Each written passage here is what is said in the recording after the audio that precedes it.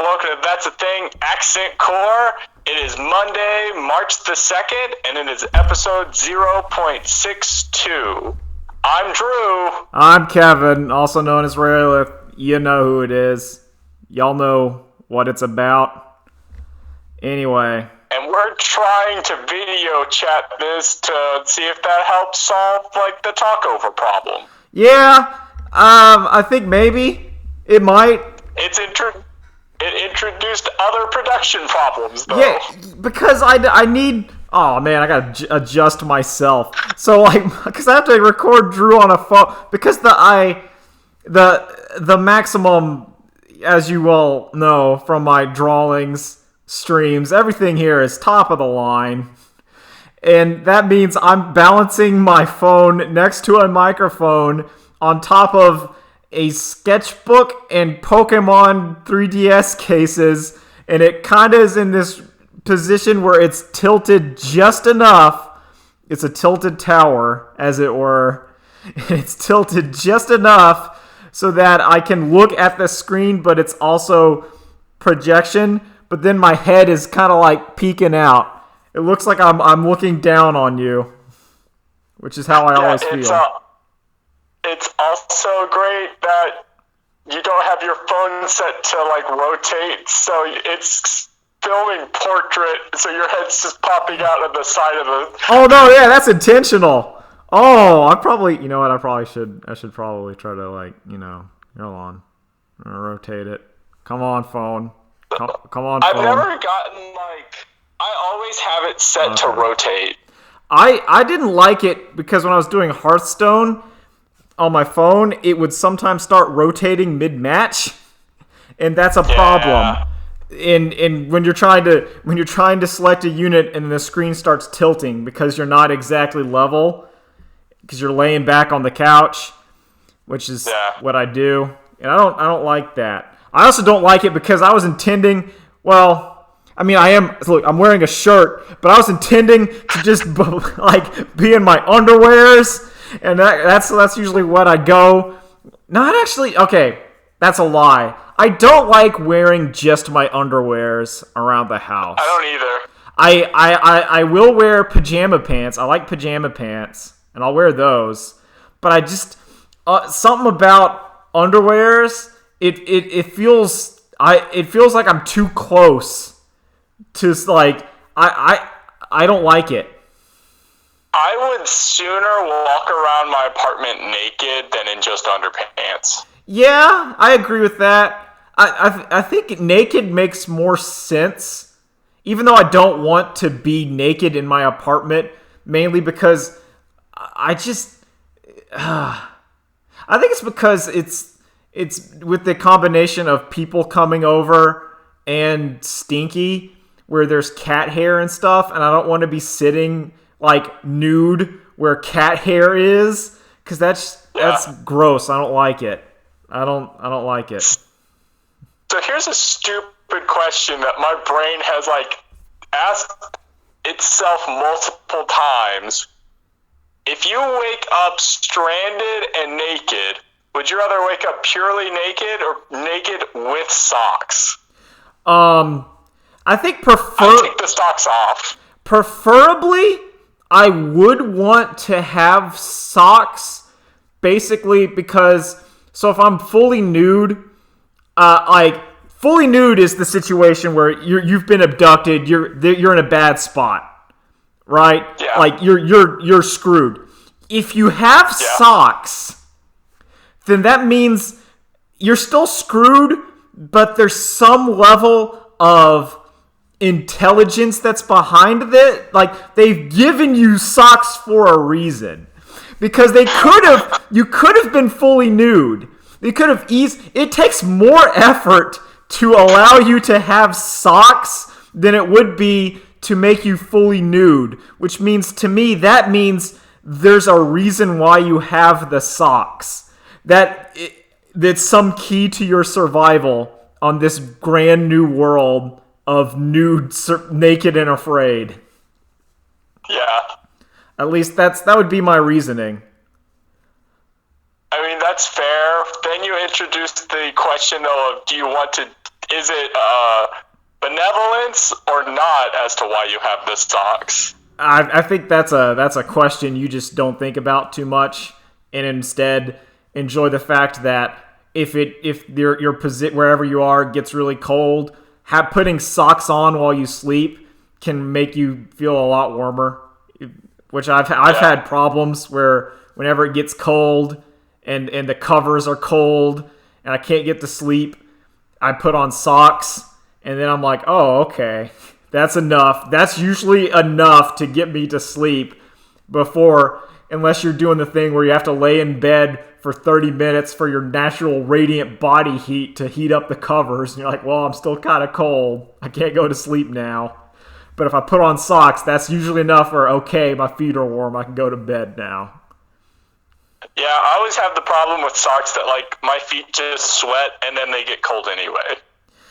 I mean, so the socks, what I use for sleeping socks is whenever I have socks that get holes. And this isn't a common occurrence. This is only when it's cold.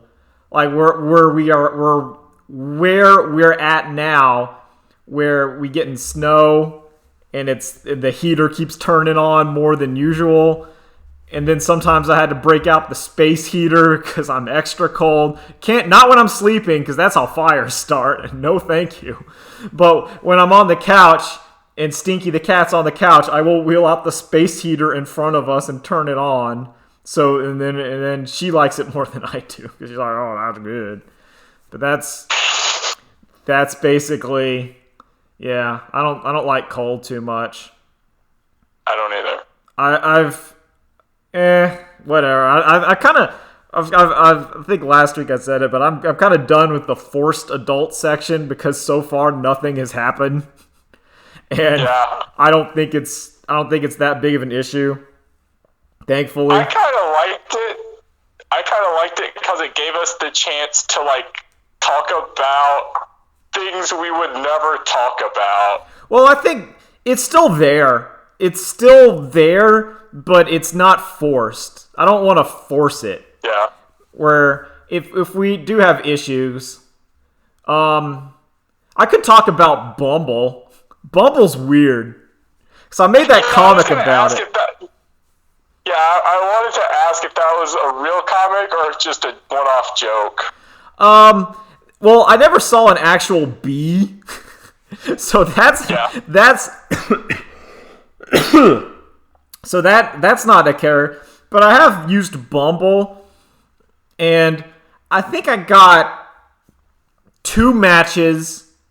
One was clearly, and both matches have been the profile, because I'm trying to do, okay, if I look at the profile, and then I'd make a snap decision, right or left, instead of trying to like agonize. I'm not doing the thing where the Tinder fuckboy where it's just all right all the time, because that'll mess you up. No, thank you. So I actually try to put some thought, and the only time I've gotten 2 messages, one was like an instant unmatch, I think, because they read what my profile was, which is acceptable. I fully get that. Listen, I'm cheating on Bumble. I'm using a picture of myself holding Stinky. I'm trying to. I'm using all of my natural resources.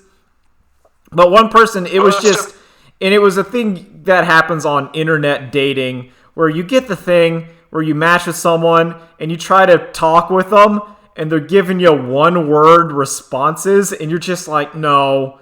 You're like, hey, I'm glad we matched. I like this sort of thing. What are you up to? And they're like, nothing. And you're like, oh. Well, I mean, I was doing this. Did you do? And they're like, lol. And then you're just unmatched. Just get out of here. Okay, so I have thoughts on that. And again, this is coming from the perspective that I am not a lady on internet dating. Yeah.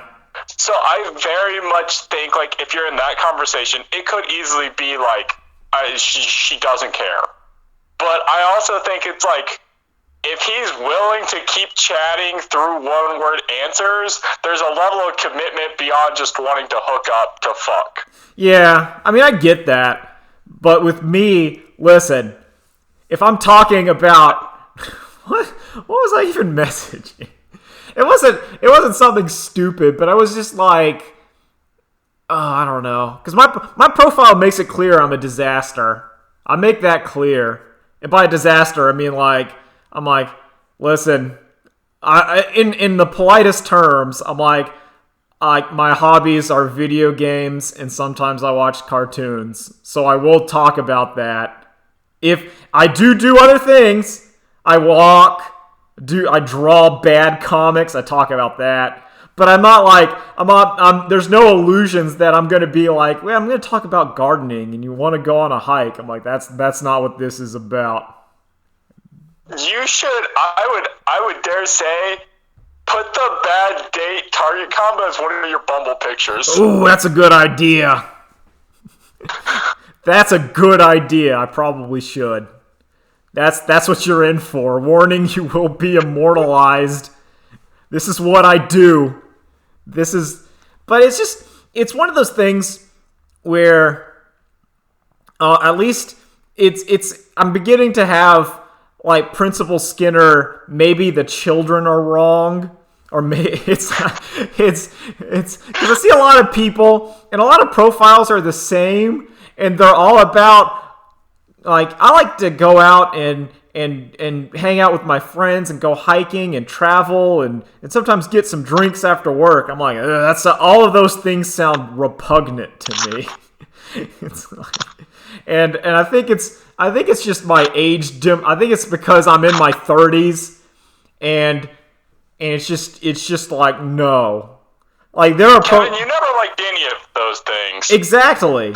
But I think that I'm more of a minority, not in any social or not any like ethnic or socioeconomic class, but more in terms of interest in this area than my brain thinks some of the time, or at least dating wise. I don't know.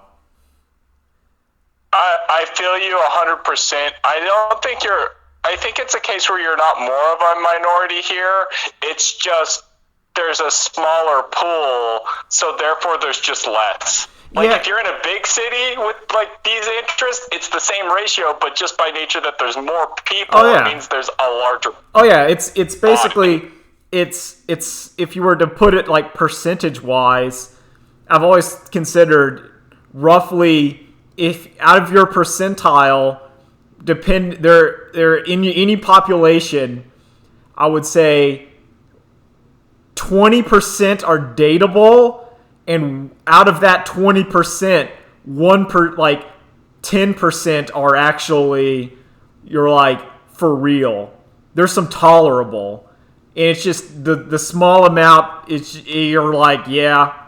So let's just say where I'm at, good old Johnson City. I think the population's like 60,000. If you cut it in half, it's 30,000 female. And then you take, say, I would even say like 1% of that's 30. No, that's not even 30. That's like 300. And then out of that, I don't know. I'm not doing math, but just, it's bad. There's a low where if you put a couple zeros on that 3 will become 30, and then you're like, oh, there's a big deal between 3 choices and 30. But I'm kind of not worried too much about it. It's sometimes it's depressing, but sometimes it's not depressing because you see all the other people and I get to think to myself, I'm not that desperate. Not that these people are bad. I don't want to think that I'm better than them, because it's quite the opposite. But it's the idea of, it's like, I'm not so hungry for either sex or a relationship that it's, okay, here's this person that likes to go hiking with her dog and drink. I will lie that I love these things purely to get this. I'm like, no, I'm not there. I will not lie and deal with, like, a bad relationship because maybe I can deal with it. Well, so I get to feel good about myself there. Oh, Kevin, it's the problem of being self-realized. You don't need codependence to get through life. Yeah, it's really weird.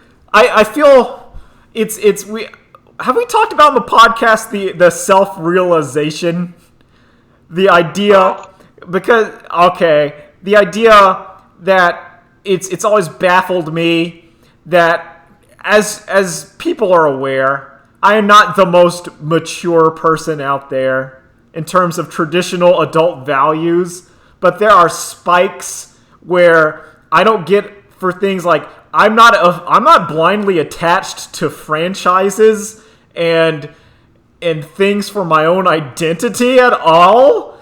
So, and it's like, and I will say that is the hardest thing being into like nerd and geek things is like so many people are that. And it's weird to me because I've never understood. Drew, you're frozen. Are you still there? Drew, are you still there? There's not a maybe. Yeah, I'm still here. Okay. I don't know how much that caught. But so on a dating app, you get someone else who is tied to fandoms and stuff for their identity, and you just want to put them in a maybe pile. But there is no maybe pile. Hold on, I'm reloading the picture and see if it's working. Keep talking, okay, Drew. Well, you're there for me. Okay. Can you hear me? Yes. Okay. I just can't see. Good. But whatever. I can see you. Oh no. Okay, If you want to take over talking for a bit, I'm just gonna reload Discord. All right. And maybe that'll fix it. All right. So here, I'll hang up and I'll recall. Call me back. Anyway, how'd the call go? All right. So what I was talking about is what is? Okay, hold on. Drew's calling me back. So what I was gonna say, as we're going, we're reloading. Come on. All right, I see you again. Am I showing up? You're back. You're not a video. You're just your cartoon avatar. Okay, because my video's not loading. Oh, wait. Okay. Hold on. There we go. There we go. Okay. So what I was going to say is I've always found it bizarre because as someone into dork garbage, everything I've loved has been terrible and good for as long as I've been alive. I think my chief example is Star Wars. Star Wars, from what I've been living, has been really, really good, and then trash, and then pretty good, and then trash, and then pretty good. It's the idea of like, so my brain goes, nah, you don't like Star Wars just because it's Star Wars. You like it because it's good. I feel like comic books also have had the same thing, where Spider-Man has both been the best and the worst. Batman has been great and terrible. And it's been like this constantly. So you don't just go, oh man, I love this Batman, even though it's garbage. And it's what I don't understand. The obvious, simple conclusion you come to then is, well, I just care about the author or the artist who made the thing and not the thing itself. I would even go one step less nuanced and just go, I like it when it's good. I can see where it's because I don't watch things that are bad unless they're enjoyable. That's different. They're enjoyable bad is different. But just things that are just garbage because it's that's the thing. I lost you. Yeah, we have a connection. Oh boy. I think that's Discord. Anyway, I was just saying that Am I still here? Yeah, I'm here. Okay. You're now on a delay. But it's you've been on a delay too. Okay, that's fine. It actually might help with talking over because then you gotta wait the half second. We're on the dub. We're on the dubbed version, the bad audio track. But see, you saying you only watch good things, but then like if you follow the creator, it just hedges your bets that it's gonna be good next time through. Yeah, I mean it's or at least it's a better chance of doing it. Where you go, well, I liked them doing this, and I liked X, they're making Y. Y's probably gonna be good. I still don't have interest in watching Madoka Magical, but knowing the guy who made Thunderbolt Fantasy was involved in it made me at least think about watching it. It's on my queue, but it's way down there on my queue. It's way down there. I think the last thing I watched, I can talk about it because I made a tweet about it. I watched Transformers Prime because it came on Netflix, and I watched the opening first 5 episode mini arc, which was Megatron comes back, and it was pretty good. It has the problem that my biggest complaint with all of Transformers is that they decide to add human characters, and I don't like the human characters at all. The one I did like in Transformers Prime was like they added nerdy 12-year-old who was good at computers, and he had a somewhat point because the Cybertron Transformers couldn't really interface with the human technology at all, being alien robots, and also too big, so the kid would have to like log on to computers for them. And I was like, that's an interesting idea. I'm glad that child is not garbage. But there's also other children and they're garbage. And I'm just like... Was Transformers Prime the one that came on Hub? Yeah. Okay. Yeah, it was just on... And apparently the people that made it, they were the ones making that new Transformers, where it's just War for Cybertron, which is only Transformers and no humans. They'll find a way. I will say, there is one acceptable humans, and that is, of course, a tribe of monkey, primate, Neanderthals. Those are okay. You're allowed. Those aren't humans, Those aren't humans. That's true. They are, those are like Artheo monkey mans. Those are okay. They're not monkey men. They don't have tails. Okay, there's some kind of ape, Arthropolo... I can't say the word! I know it in my brain. It's like... Arthropod? Yeah, arthropods. There we go. They're arthropods. they're bugs. They're here. Yeah. So apparently that's neat. One of the things I learned about Beast Wars, just segueing off to nowhere, that I kind of liked, is that the comics expounded upon that the Maximals and the Predacons are both second-class citizens on Cybertron because they're smaller.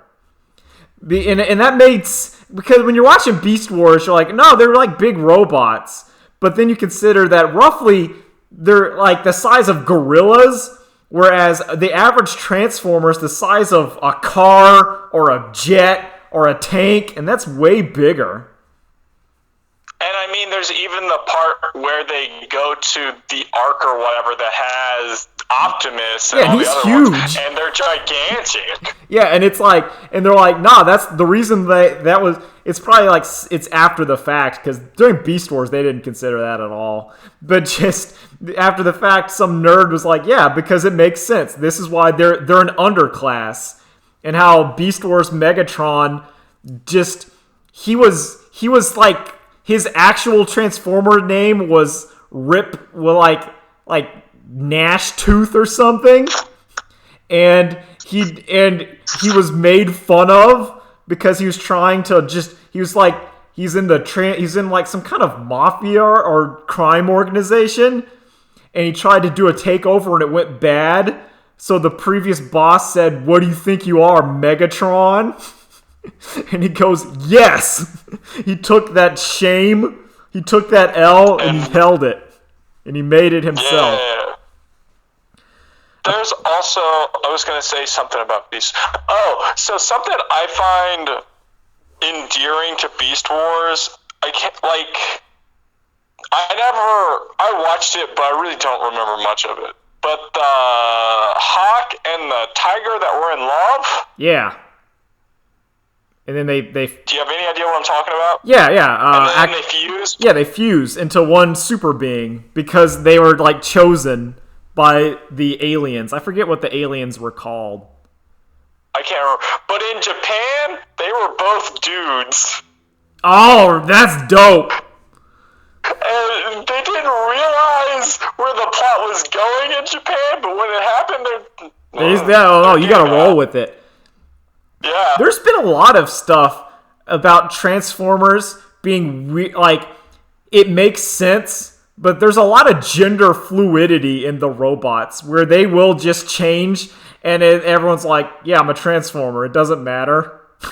I change between car and robot. I can change between male and female. It's not that big a deal. And everyone just kind of rolls with it.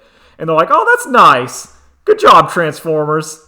It makes sense. Good for you. Transformers is so weird because it's like the most corporate toy selling vehicle of all, just the hardest.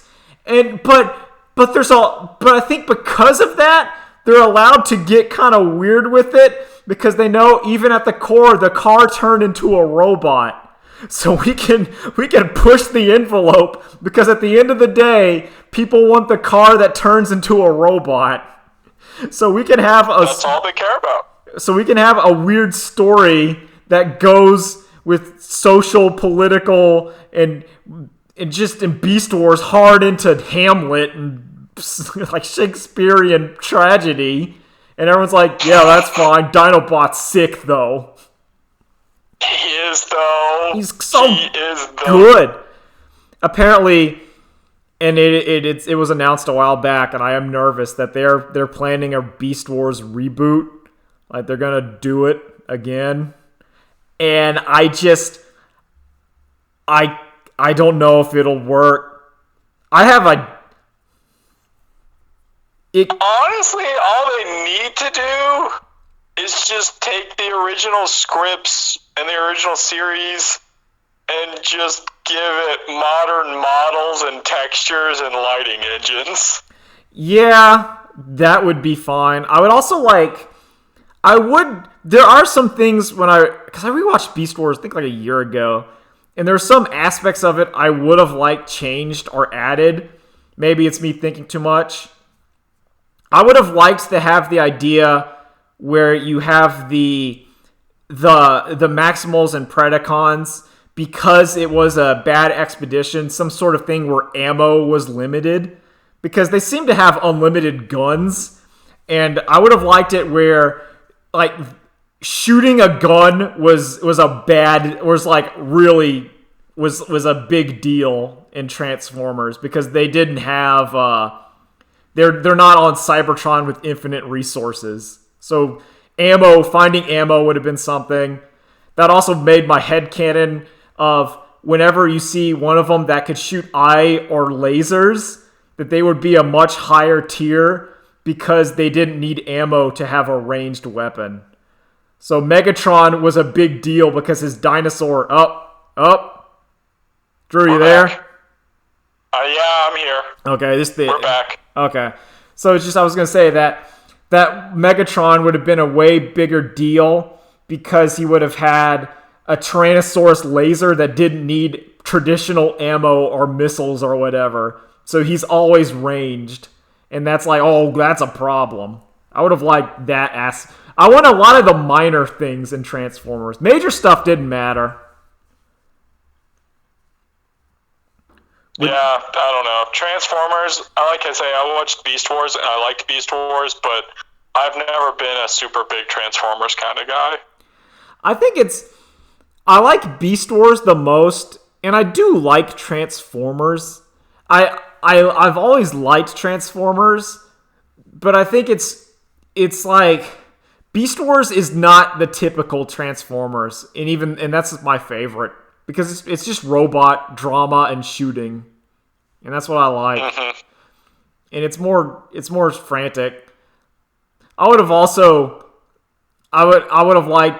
liked for the in the potential Beast Wars reboot, I want both Megatron and Dinosaur, I want the Predacons that were dinosaurs that have feathers.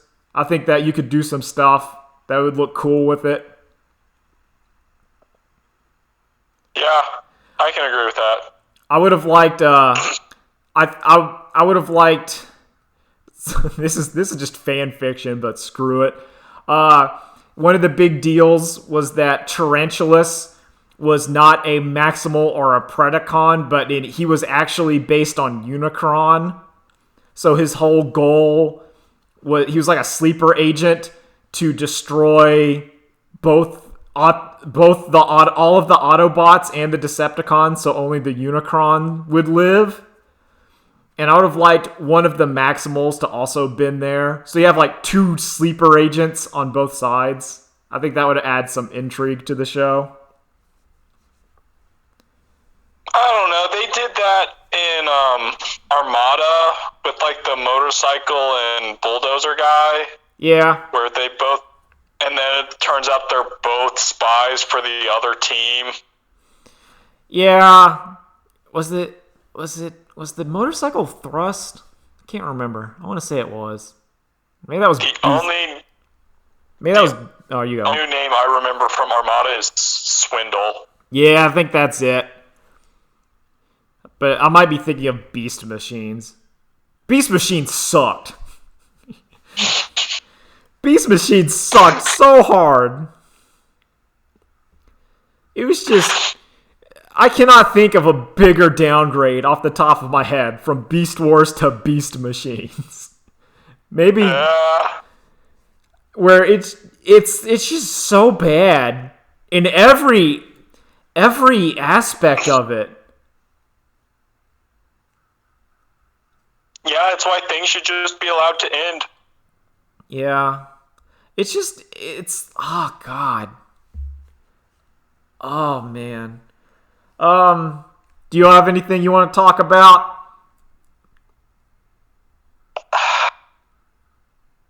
I feel like I did. All right. If just let it simmer. Yeah, let it simmer. I'll talk about Civilization for a bit. I've been playing Civ 6 because the base game is now pretty cheap. It's like $30. And Civilization 6 is pretty good. It's a lot like Civ 5, except now religion is in the base game. And I'm enjoying it. Persia's giving me problems.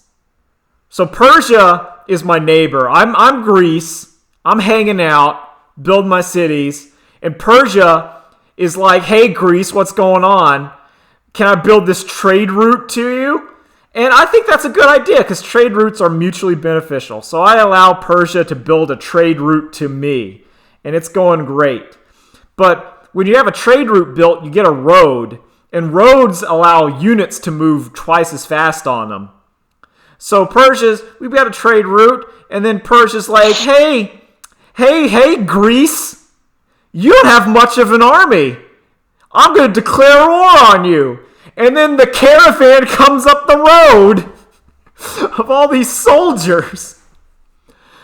It's like you've never heard of Greek history or that cool Zack Snyder film. Oh, it's incredible. That's what the joy of it is. So then I get into this war with Persia, and it sucks. But eventually, because I had enough economics, and I was able to just keep pumping out units, that we drove back the Persian assault, and then I started taking over their city, and then Persia was like, oh, I want to go to peace now, and I agreed, because honestly, they had no army, and I had 2 spearmen, which wasn't enough to actually take over the city, because you can't really take over a city with just spearmen. You need a siege unit, you need 2 or 3 catapults, and those are expensive. And I was already worried about trying to get boats going, so I really wasn't dealt with that. So then me and Persia are at a truce currently, but I still wanted a way to get back at Persia. and there's only one way to successfully get back at Persia, and that is starting my own religion. So I had enough holy points because I built Stonehenge that I got a great prophet, and the great prophet allowed me to found my own religion, which, I mean, I could have picked one of the default religions, but instead I chose like a picture of a crab, and I made crabism. That's my religion. And the pure tenet of crabism is you pay the tithe. So I made missionaries and apostles, and I've been sending them over to Persia cities so that now they're following my religion, and my religion is give me money. And that's where my current game of Civ 6 is. Have you had any success getting your dad to play?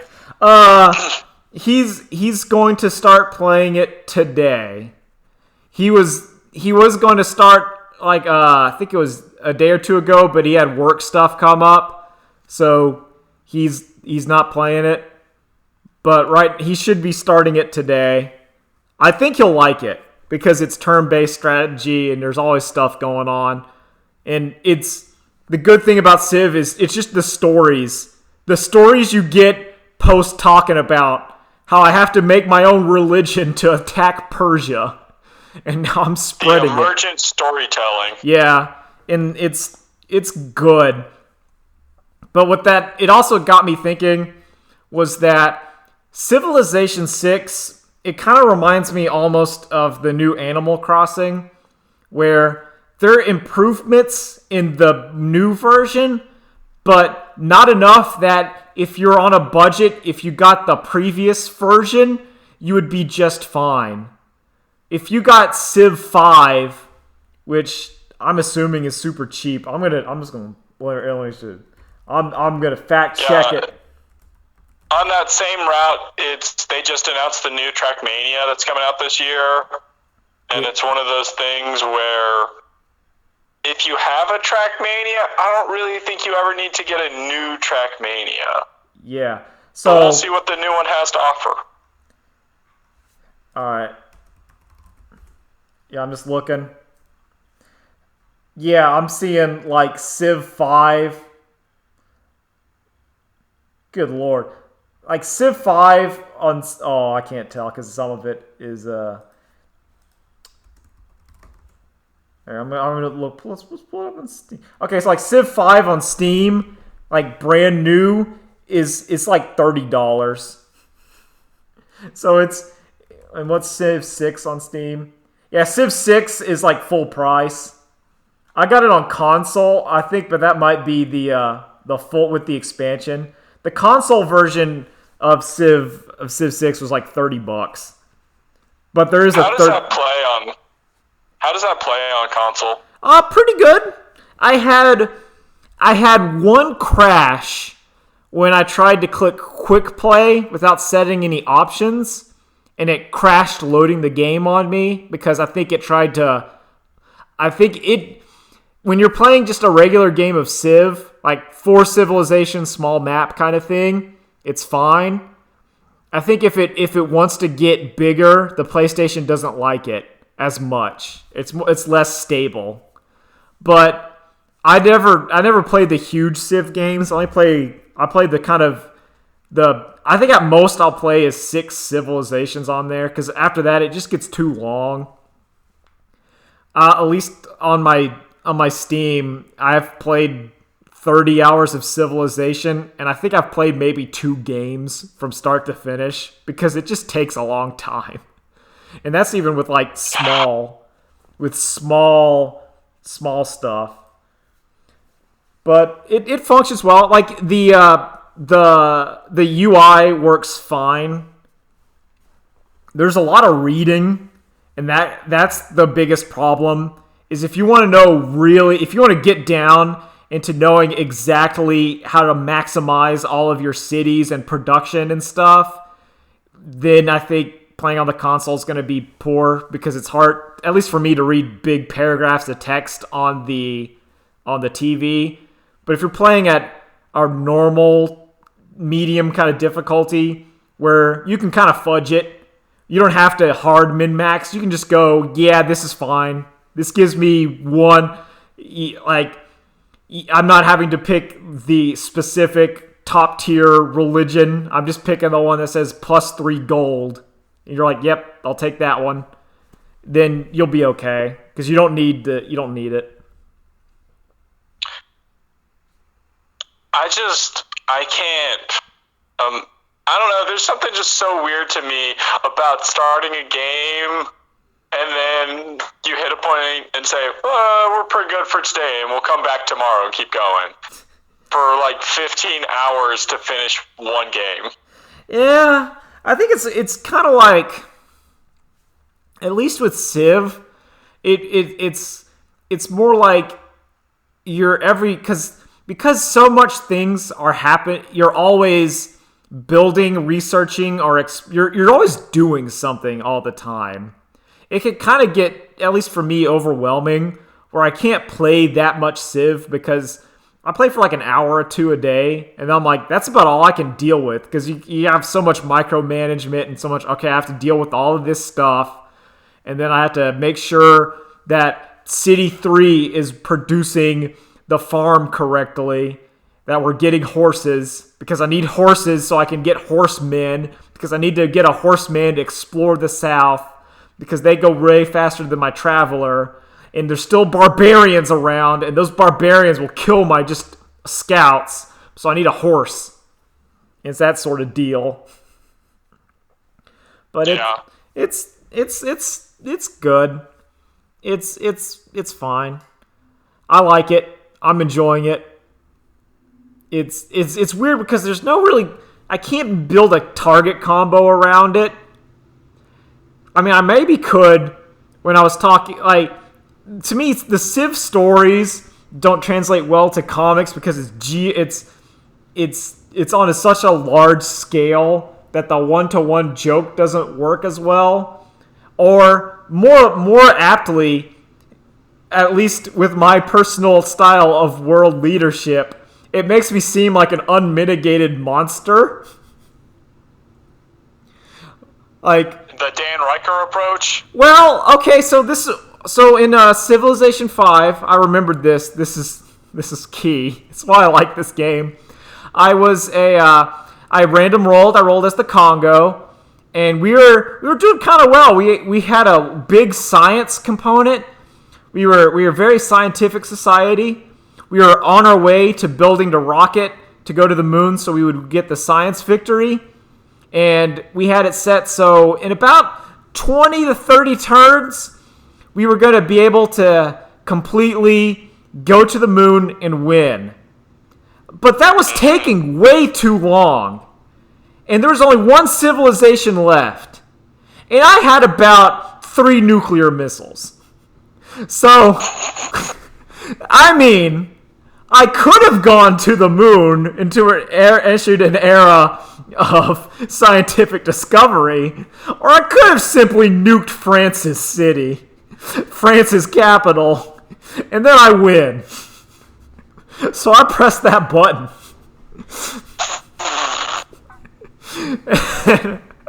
And I was like, yay! And then quickly I'm like, oh no.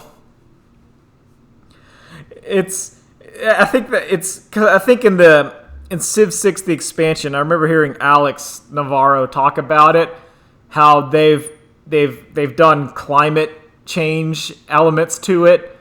So now you can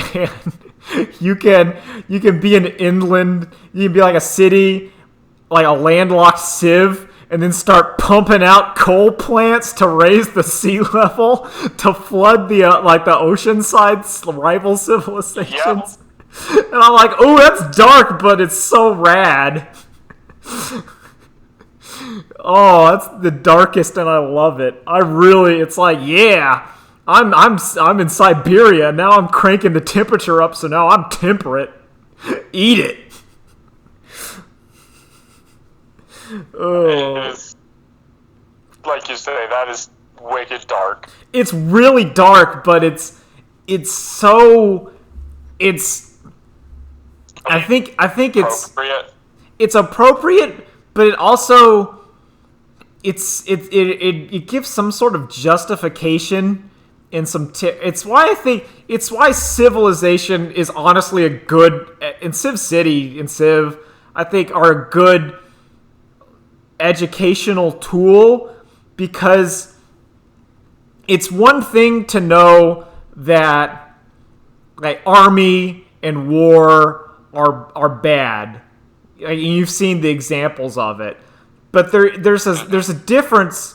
At least being in a first world country, pretty insulated from all armed conflict, where when you're just minding your own business trying to get a farm, and the tanks start rolling in because they want your farm, and you're like, no, why are you doing this? I'm just being peaceful, and you're just coming in to kill all my stuff. And I think it's that level of kind of empathy could be really beneficial to people. Also, the secondary temptation of man, it's just really easy to roll in there with a couple of tanks, and then I just get to take everything. I think, but then it's being on the other end of that, and you get to know like, oh man, I think there is some sort of higher level good that could come from Civ and people playing it. Or maybe just no one has the empathy and they're going to be like me and hit that nuke button. I think the problem is most people are just going to hit that nuke button and not consider the implications of what that says about humanity. How when given a win button, but untold suffering, people just press that win button and you're like, ugh. See, because to me, I think it was cool because it made me feel bad. That victory made me feel bad, but it was like it was cool that it did that. I don't regret pressing that. There's a no-clip documentary about Frog Fractions 2. And the thing that stands out to me the most from that documentary is when the creator is telling about playing Dishonored 2. And he's playing it in such a way to be the pacifist route. He's trying to do this section where he's sneaking past the guards so he doesn't kill them. And they keep finding him and he keeps getting killed and having to restart. So finally he just kills the guard and is on his way. Because the worst thing those guards can do is not, like, terrorize or whatever to fictional characters, but waste his actual time. Yeah. Oh, that's good. One of the things, and it's Dishonored, and it has, I think, my favorite thing in a video game, and maybe this is part of my stupid attachment to fictional characters, but in Dishonored 2 you can pull out like kind of a mystical sort of heart that will put the locations of collectibles and upgrades just on your HUD. But what it will also do is it will tell you secrets about the area and characters that you're in or pointed at. So you can point at like a guard and activate the heart, and it will be like, this man's taking a double shift because his family is starving. And you're like, ooh, I don't want to, like, that guard has a family, and you might not want to, you don't want to hurt him because he's just a working guy. He's not the big giant the giant like conspiracy or the evil magic or whatever. But they also do it from the other way around, where if you're trying to run pacifism, some of the guards, you'll click on it and it'll be like, this man's an alcoholic who's with whiskey on his breath that will go home and beat his wife. And you're like, ooh, I can't let that guy live. That's a bad dude.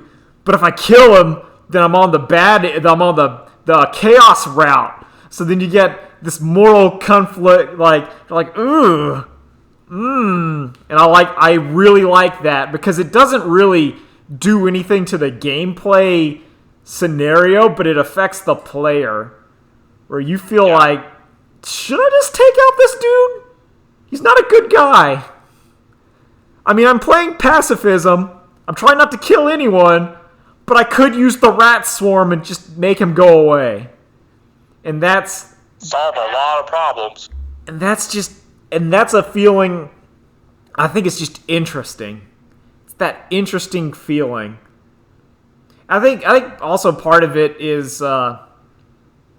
maybe it's just me getting older and me becoming a cynical game hipster.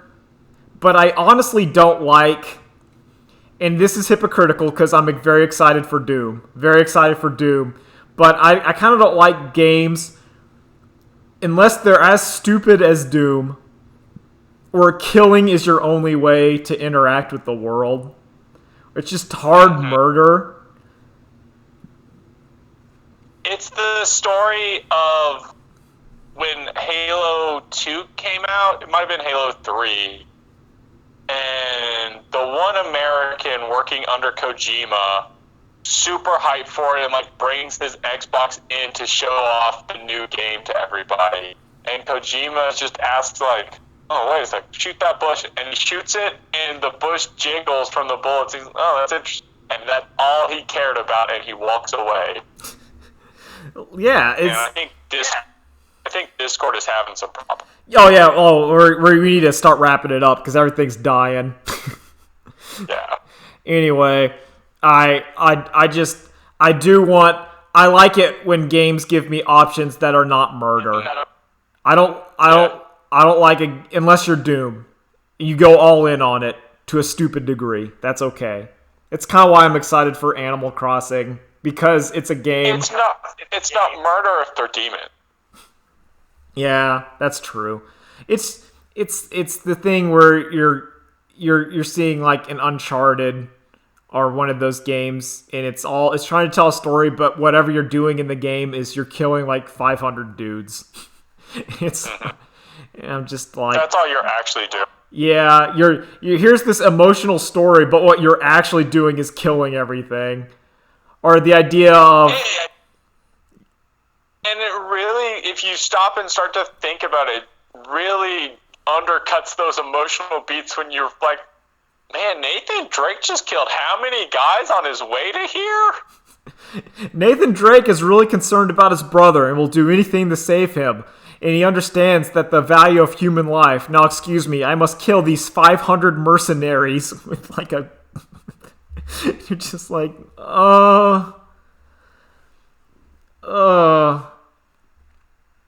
Unless your game is smart. Some games are smart with it. Yoko Taro games are smart with it.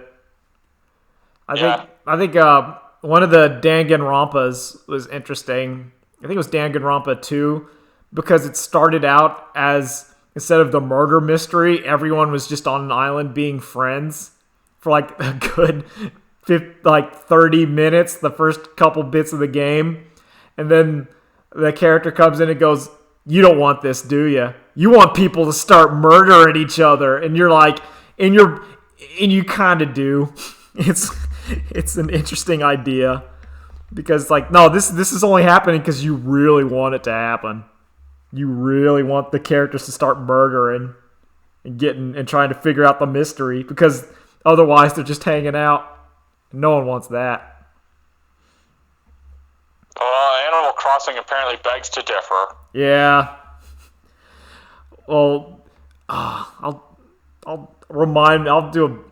need to talk about Danganronpa sometime because I think that game is both the most anime trash and the most genius game that's ever been. It's both at once, and it's so, I'm like, oh, it is the highest and lowest bar simultaneously. It is the ace. Yeah. It delivers on its themes, but then it's also anime trash. In some ways, I think it delivers on its themes better than Nier does in Nier Automata, but Danganronpa is so much more trashy. It's like Nier Automata is classy in the way it delivers on its themes. Danganronpa is not classy. It is. You're like, oh, this is kind of really anime and embarrassing, but the point they are making is really strong. Oh, I'll talk about that next time if I remember. Anyway, everything's starting to die, like life. Yep. Thanks for listening. Later days. Bye.